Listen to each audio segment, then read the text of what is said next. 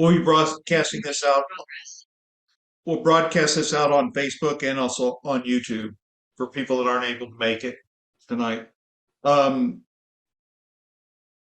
we have, and feel free, you should have a chat button at the very bottom of your screen. If you can locate that, and if you have questions, please just type them into the chat window, and then we'll either address the chat either by typing a response there, or we'll try and just announce them and cover them as we go. If we miss some, we'll go back through the chat window at the end, make sure we get everybody's questions answered. Um, we've been meeting on this. There's a steering committee was formed back in February. It started out with just Jeff and I, and we were told about this land exchange by BLM at a meeting that we were there for another purpose, and they told us they wanted to make sure that we were aware of it. And to be honest with you, we were not aware of it. Neither one of us got notified, and that problem has been rectified. But we jumped on it. We expanded the group of people.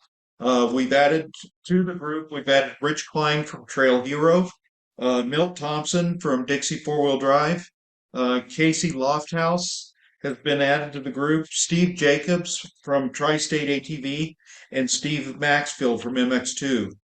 We've all been involved in going to meetings. We've been doing meetings ever since we first found out about it. We've had meetings with BLM, a lot of meetings with Water Conservancy, the City of Washington, and also the City of Hurricane.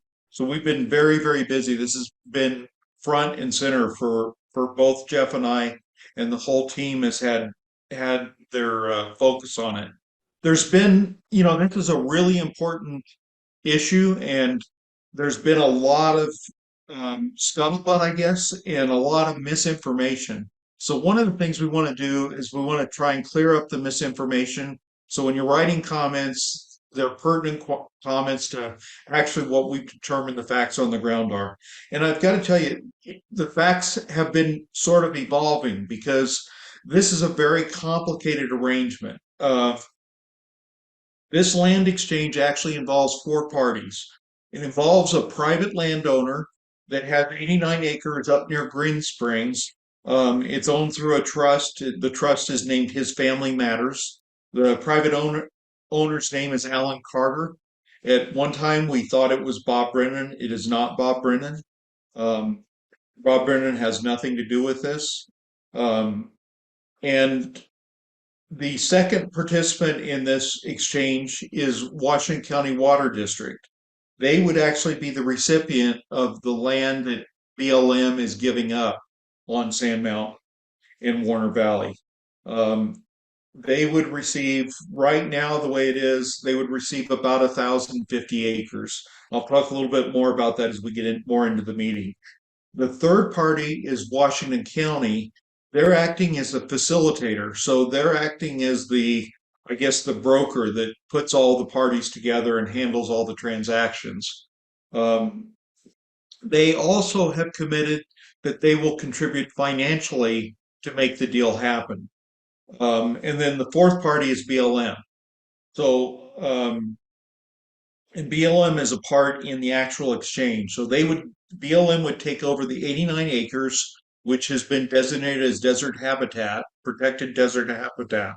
So they would take over that, and they would give up the 1,050 acres to Washington County Water. So if everybody's not lost now, I'm surprised. But that's kind of the picture. So it's really four parties that are directly involved in the transaction. And then the OHV groups have become involved over the last 2 months, taking an active role in negotiating. So we've been negotiating with all these parties, except we don't have any contact with the private landowner. As far as we're concerned, that's not our business. He's got 89 acres, and he gets part of the reason this was complicated was they wanted to set it up so that the private landowner received no land in exchange. He only gets cash. He does not get any portion of the 1,050 acres, and they set that up for several reasons. But it was wise they did that, because if they started doing land exchange for private developers or private owners for BLM land that could be OHV related, it would set a precedent that we don't want, and they recognized that before we were even involved. So some of the things we've done is we've done field tours with BLM. We've taken them up on the area that was closed, and we've had a pretty good relationship with the district manager for BLM, Jason West. He's a very fair guy, and Jeff and I took him up one day, took him on a ride around the area, took him up to the composting toilet. Uh, just kind of showed him on the mountain all the things that we've done to help preserve the preserve and protect Sand Mountain. Um, Tomorrow we're going out on another trip with the Washington City mayor to take him out so he can see what's going on. I'll explain that in a minute here, why Washington City is important in this. And we've also been having a lot of contact with Mayor Nanette Billings from Hurricane. She is an OHV advocate. She is an active OHV user, and she's been a friend to us on this and helping us kind of negotiate things. So that's kind of the background. I want to try and give you what the current status is on it. Jeff, did I miss anything? Do you want to add anything? I think you're muted. No, I think you pretty much covered everything. As long as you touch base on how Washington City's involved there, I think we're online so far. You're doing a good job. Okay. Okay. So let me go ahead and share a map with you. And okay, can I get a thumbs up if you can see the map? Melanie, you're at the top of the list. Do you see it? All right, great. Very good. Okay, so there's a lot of colors on this, so let me just kind of explain the orientation here. This is Sand Hollow State Park. Everybody knows where that is. The next exit, this is the Washington Dam staging area. So the underpass under the bridge is right here, where I'm moving my mouse.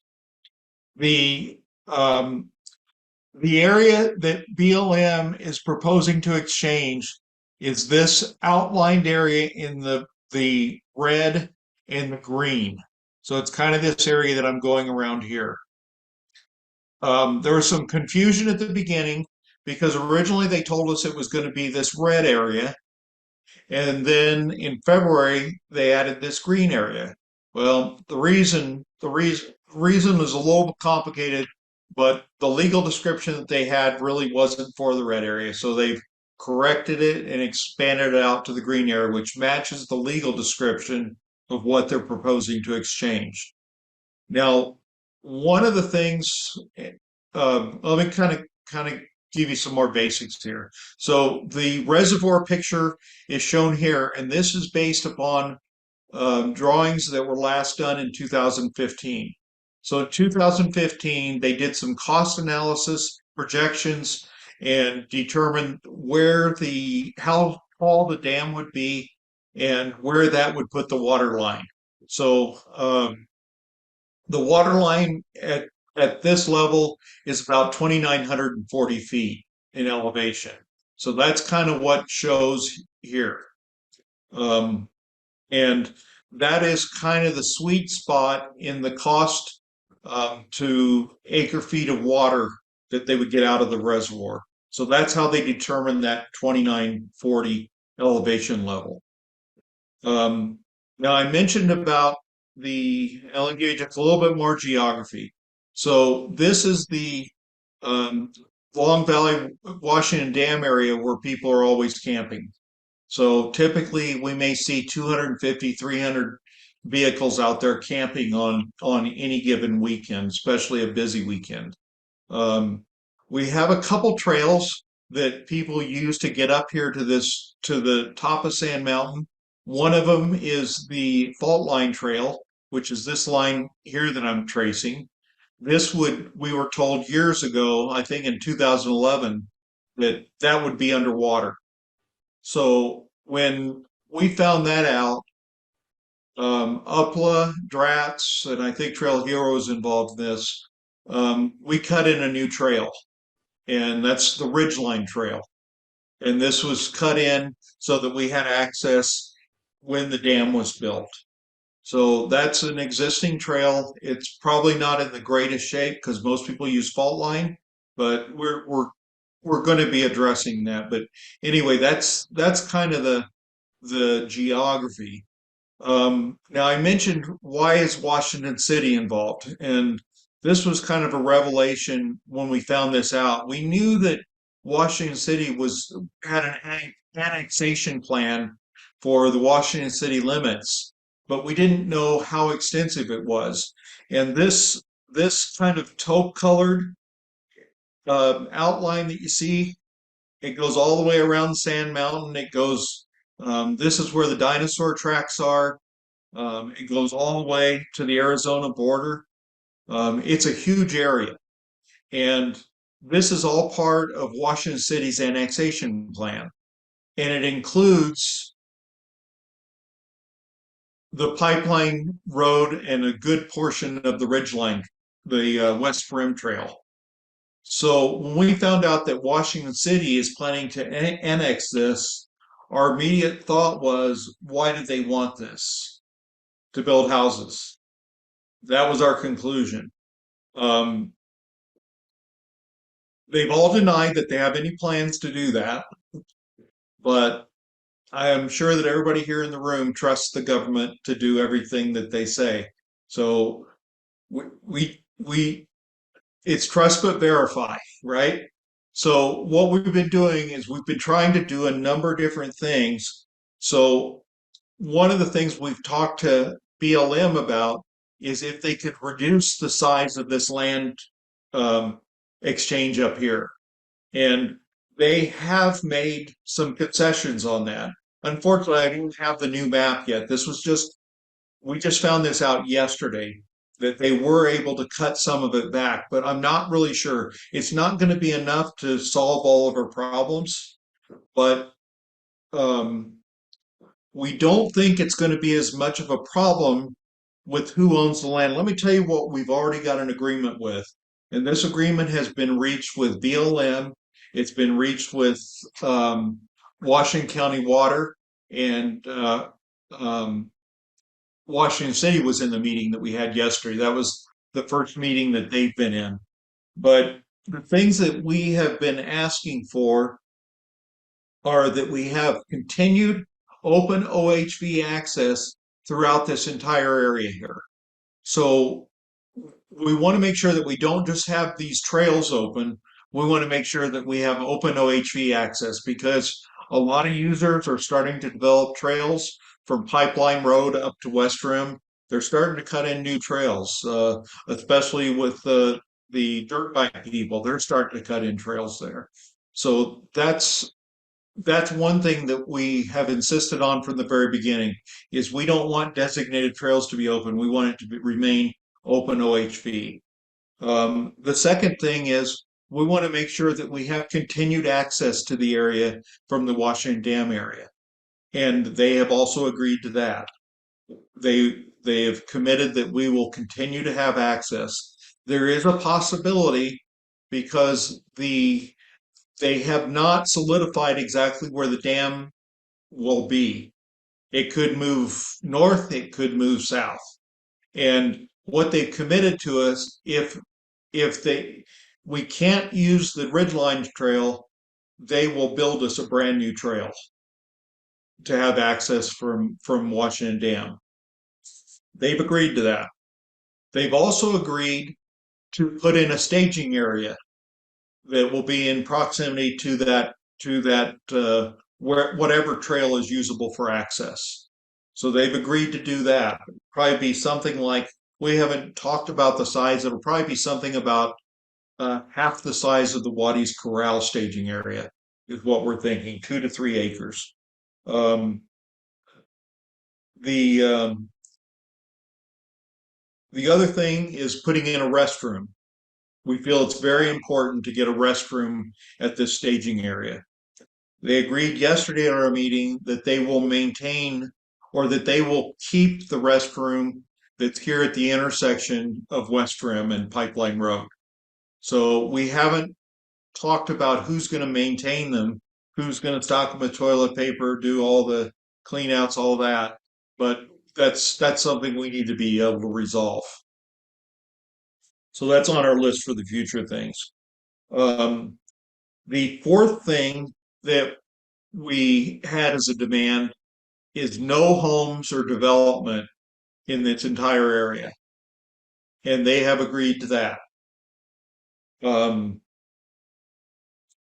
so that's a total of five things that we got them to agree on right now. And um, BLM has agreed that if we come up with agreements with Water Conservancy, they will make those agreements a part of the land exchange. So, for example, we think that there will have to be two legal documents that will protect our rights to these things. One of them would be the no building, and that would have to be done through a deed restriction. And the other document would be an open OHV easement for this area. So those are the commitments that we've already got. Now there's still things to be done, but it's taken us a month, 5 weeks to get those things locked down. Some of the things that we haven't locked down is who's going to maintain the restrooms. One of the big ones is camping. We believe that any loss in open dispersed camping in this area is going to be a huge loss that has to be figured out. There's so many people that use this area for open camping and staging for OHV activity. We got to figure something out. I'm not sure that we will be able to keep the entire valley open, but what our goal right now is to retain the use the way it is until a decision is made on whether they're going to build the dam or not. And that is not a foregone conclusion on whether they're going to build it. It's considered the proposal is considered speculative by BLM and Water Conservancy. In other words, they're thinking about it. They don't have any firm plans for it. But the one of the concerns we've got is if they don't, this is really was the subject of most of our conversation yesterday. If they don't build the reservoir, then what are they going to do with this land? And we will be protected with our access and our staging area, and the restroom and all that, because we'll have that into the legal documents. So no matter what they did with the rest of the land, we would still be protected for that. Let's see, I see a message here. Let's see. You had your mouse around the upper reservoir area for no building. Yes. The question is that we wouldn't permit any building in this area, but Water Conservancy already owns this section. So we don't really have any say over what they do with it. One thing Water Conservancy has been very clear on from the very beginning is they don't want anything to do with recreation. So somebody else will have to manage the recreation. That's one of the things that they probably will not decide until they make the decision on what they're going to do with the reservoir. This annexation that Washington City is planning on doing, I'd just like to point out, let me see if I got layers turned on. You should be able to see these yellow layers down here at the bottom. These are already private landowners. And these landowners are planning on, they haven't figured out how they're going to pay for it, but they've been talking to Washington City about building a 4-lane highway down into this area to build homes. So I think that's probably going to happen. There's probably not a whole lot anybody can do about it. Um, Sitla owns some of this land. Sitla owns this land, and they sell to the highest bidder. Basically, they're a for-profit entity, and they will sell if somebody has a big enough checkbook. This area, this square right here, as I mentioned, Water Conservancy already owns. Jeff and I met with the director of state parks and the Utah Public Lands Land Policy Coordinating Office, PLIPCO. It's a mouthful. PLIPCO actually protects access to public lands. That's their role as a state agency. And we had a meeting with them on Monday to talk about the possibility of developing this as a state park. So, and they are state parks is very interested. If so is Washington City at developing this as a park. Um, we've also proposed to BLM, and that's going to probably blow people away. We've actually proposed to BLM that they also include this land in the land exchange down here at the bottom. We would like to have that go to Water Conservancy as well. So, and the reason for that is because as a recreation area for boating, fishing, stuff associated with water, this end of the lake is probably going to be the area that would serve as that recreation area. And when we met with state parks, they said this is pretty tight down here at this end of the reservoir. I'm not sure how much building we'd be able to do to develop campgrounds or anything down at this end. So they said if we can get this area and add that to it, then they got all this area over here, they can make a state park out of it. And I think that was a good observation. Even if Water Conservancy chooses a different recreation manager, they could choose the city of Washington. They could choose, I don't know who they could, um, who they could, who they might choose as the recreation manager. But that's not a decision they're willing to make right now. They want to get the land exchange done. Let me talk a little bit about the timeline. This is a pretty long process. Normally, this is an enormously long process. Years. It's been 4 years that to get to the stage they're out now to propose the land exchange. The best that I could see that the land exchange could happen if everything went smoothly from this point on, it would take about a year and a half before the land exchange could happen. And then they would start doing all their geotechnical analysis and trying to figure out if they can actually build a reservoir here. Um, I can talk briefly about the concept of the reservoir. I know a little bit about it. I'm probably know just about enough to be dangerous. Um, Basically, what what the plan was in 2015 was to use this as um, irrigation water.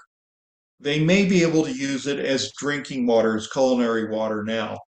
But they, um, at that time, what they were going to do is they were going to use the diversion dam to divert water out of the Virgin River when there were high flow conditions.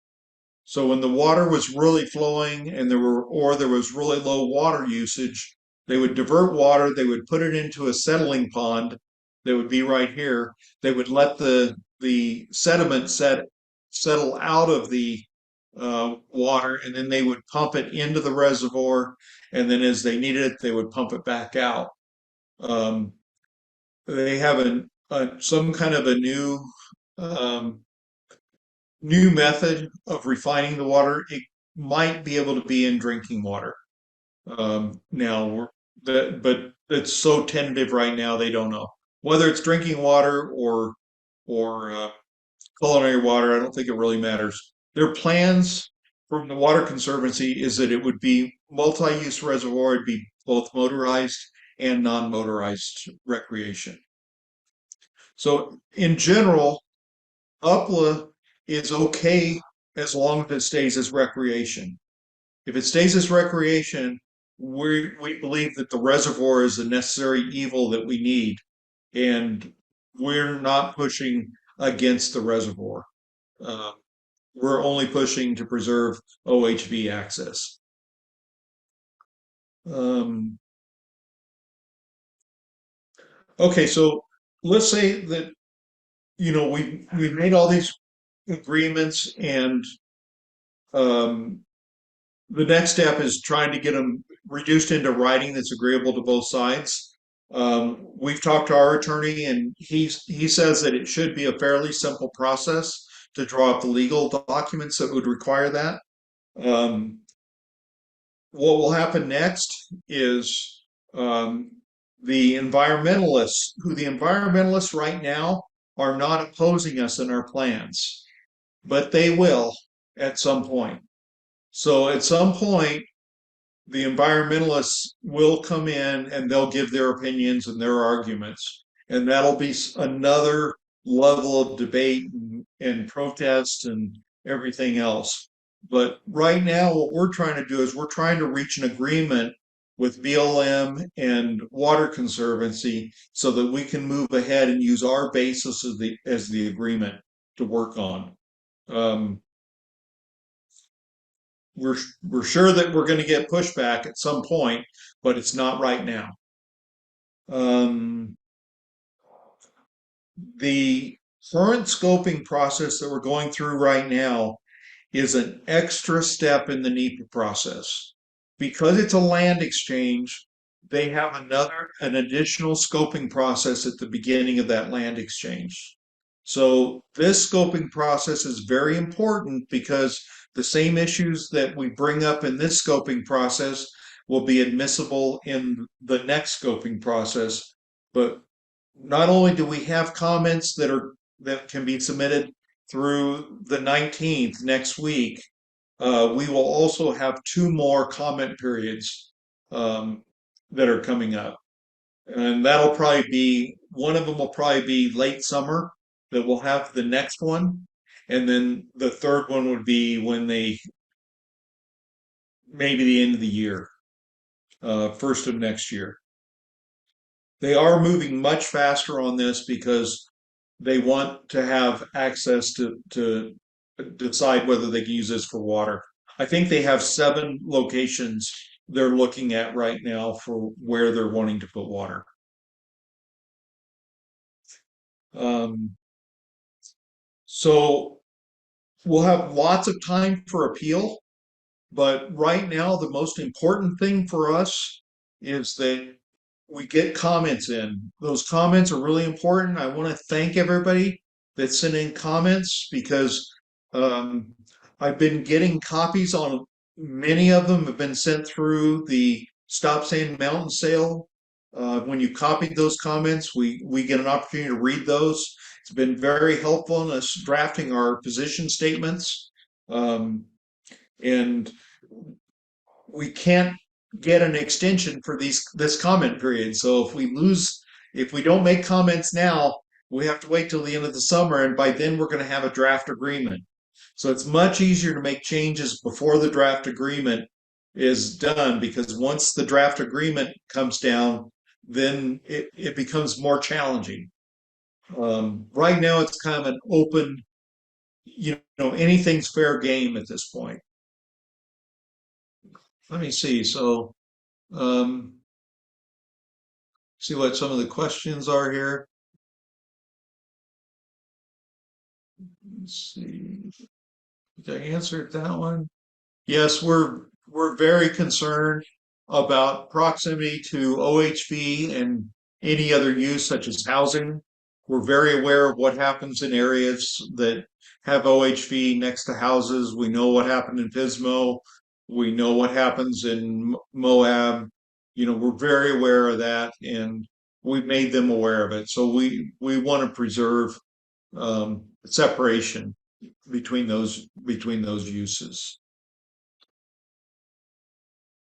Okay, Scott. Yes, we've heard some say that it's illegal to camp below a dam. Uh, that there are safety concerns with proximity to a dam, and that is Homeland Security sets those rules. Um, until we get a location of the dam, we don't know what will happen to this future dry camping area. What we're asking, and we've incorporated already into our comments, is we're asking people to say, give us an alternative. We need an alternative. If these people get kicked out of here and we have 250 people, 300 people that come in here, where are they going to go? We have big concerns. We don't want people parking along the 7 overnight camping. We don't want people parking at Waddy's Corral overnight camping because those create other law enforcement issues. We don't want to use as the option that they go to a commercial RV park because there's lots of problems. First of all, they're 75 to $150 a night. So a lot of people that come here for a couple weeks, they don't want to spend that kind of money. The other thing for people that come here on the weekend, they lose a whole day of wheeling because they can't check in until the afternoon and they have to check out in the morning. So, on Sundays or on Fridays, we're going to have the same problem with recreational vehicles being parked where they shouldn't be. So people can get those extra days of wheeling. So we're looking at those, but those are the kind of questions that are really important when you're drafting comments. And let me talk just about comments for a second. Doesn't matter how short or how long they are. The more questions you bring up, probably the better. But one or two comments, it's not just the comments themselves, it's how many people. How many people are speaking up? When we had 1,000 people show up for that scoping meeting at the St. George Library, that sent a wave of concern and enthusiasm from the OHV community. And that's what we need. We need to keep pressure on them. But I would say right now, everybody is cooperating at this point. And we feel like we're making progress towards coming up with a very good solution for OHV and camping, which is almost as big an issue as the OHV issue. That's a huge problem, and BLM has already recognized that in some of their internal comments that they've got, which we've got access to. They've already recognized that the loss in that camping area is going to be significant, and it will have impacts in other areas. Let's see. Yeah, saying they're full is, as Jeff said, a lot of the commercial campgrounds are full. So, and the other thing is a lot of people that like to camp in an open, dispersed camping area, they like to go there with friends and they'll form a circle and the group of their friends. You can't do that in a commercial campground. They look very poorly on you if you pull your RV onto the grass behind somebody else's rig. They don't like that.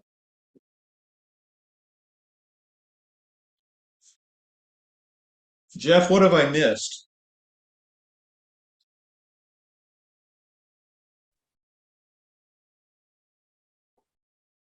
I thought we had some pointers on comments. Yeah, Is great. that still coming?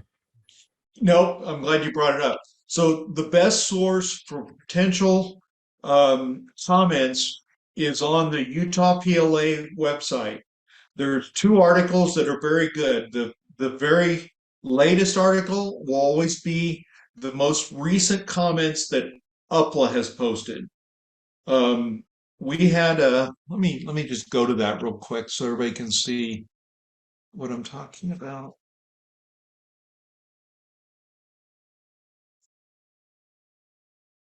You don't have to be a member, but always the most recent one. We will try and keep this always to be the most current updates on the activity. It's not updated yet because we just had this meeting yesterday. where we got more information. But this Capital Trail Vehicle Association comments on land exchange, we posted it on social media.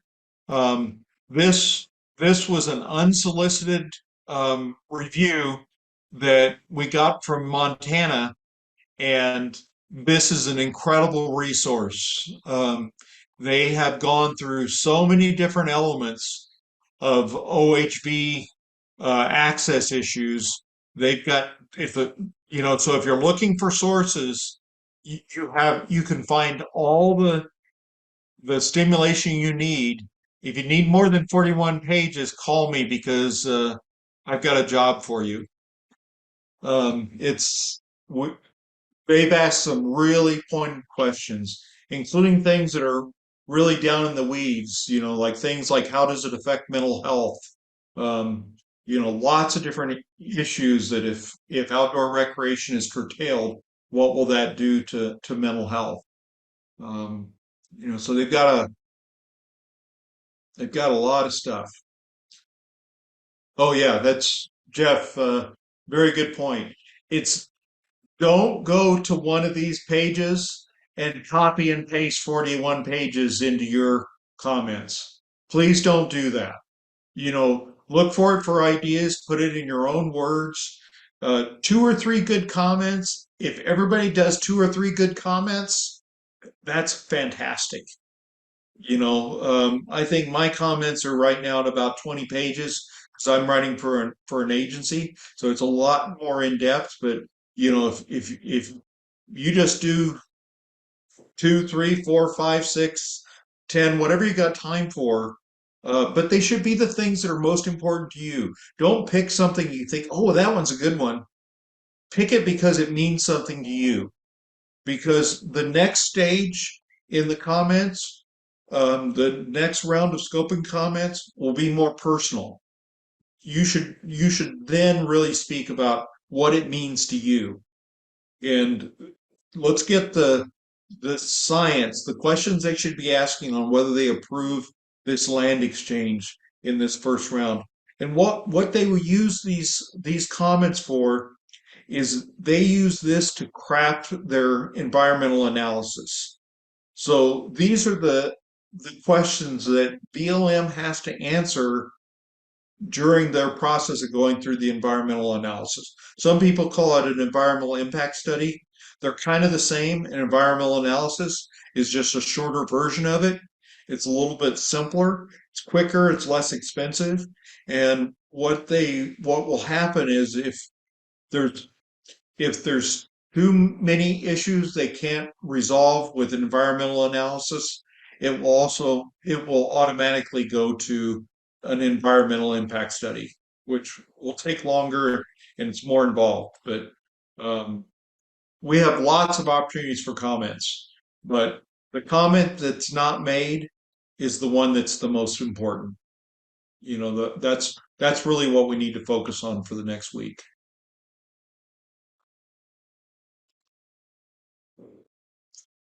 What else, Jeff?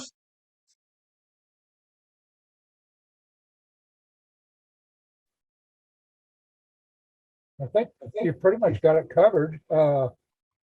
If anybody has any questions,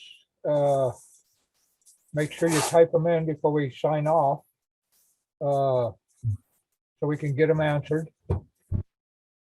I'm going to try something here, and I don't know if it'll work, but I'm going to try and turn on everybody's audio. And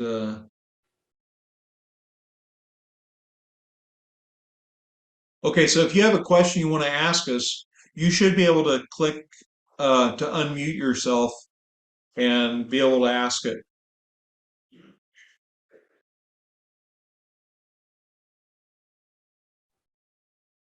Well, we either did a really good job or people are really shy.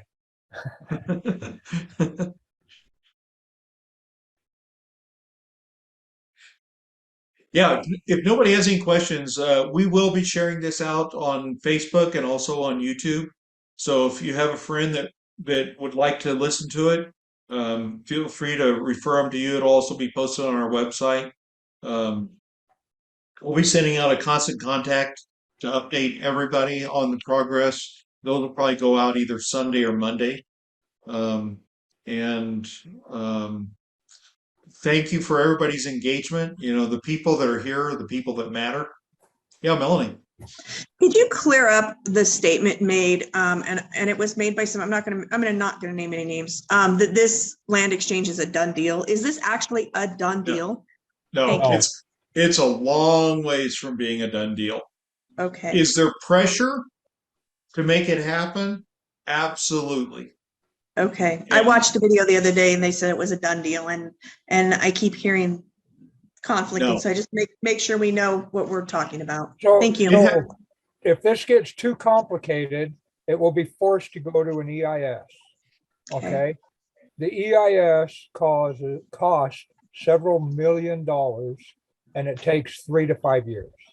Okay, Okay. thank It you. is far from being a done deal. yeah. Okay. And Thank we as the off-road community or the general public have a say in this if we do it right. Cool. Thank you. Okay. Yeah, and things like having 1,000 people show up, that makes a statement, you Yeah. know, really makes a statement when you have two news stations there that are covering it. You know, there's also political pressure.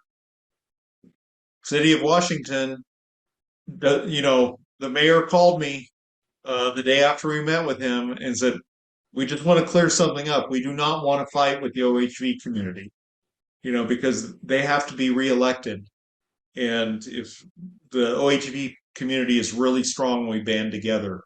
And we've got a lot of community support. And Water The hard thing, Conservancy has stated that they do not want to fight with us. they do not. Neither does BLM. They just want us to try and resolve this and come to an agreement. And they're That's really willing what to we're looking negotiate. And in my opinion, that's a huge step in the right direction. for. Yeah, they have sent us a huge amount of documents. We did a grammar request on for documents that are related to this, and we got a lot of documentation from Water Conservancy. BLM, we're still probably 2 weeks from getting theirs, but I'm afraid when I get it, it's going to be a lot of night reading to get through it, and I'm not sure how much of it is going to be relevant. We've gotten enough. What we were really concerned about at the beginning is we wanted to make sure that we were getting the straight answers from people when they told us something. We wanted to make sure that the past history didn't show something different. Actually, I can share one more thing with you. One of the next steps that is actually happening is next month at the May Water Conservancy Board, they are going to be passing a policy statement related to these promises that they've committed to. So the promises I went over earlier about the open OHV area, the no build. So they're going to actually issue a policy, and the general manager of Water Conservancy, he has the confidence of the board. So when he makes a deal, and I've been told that by two of the board members, when he makes an agreement, the board backs him. So, you know, is it legally binding for us? No, but if they put it in writing what their intentions are, it really paves the way that, you know, for future negotiations, and it will also help when they go to work with the environmentalists, which will rise at one of the next levels. It may not be during this fight now, but it will certainly come at the next scoping or environmental analysis comments. So they'll come back to the party on the other side, I'm sure. And so everybody's clear also, the deed restrictions that will go into the exchange, that is up to BLM to put in writing in there. They have done their homework on that, and yes, they can do that.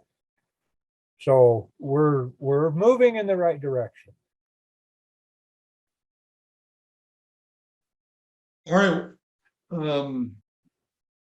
Any other questions? Just unmute yourself, and if not, then we're going to sign off in a couple minutes.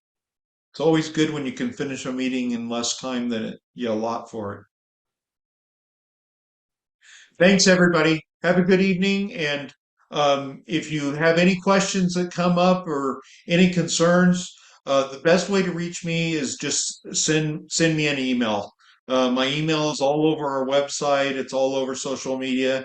I'm getting a lot of phone calls now, so email is the best way to communicate with me. I'll call you back, but email's probably the best right now. Thank you so much, and have a good night.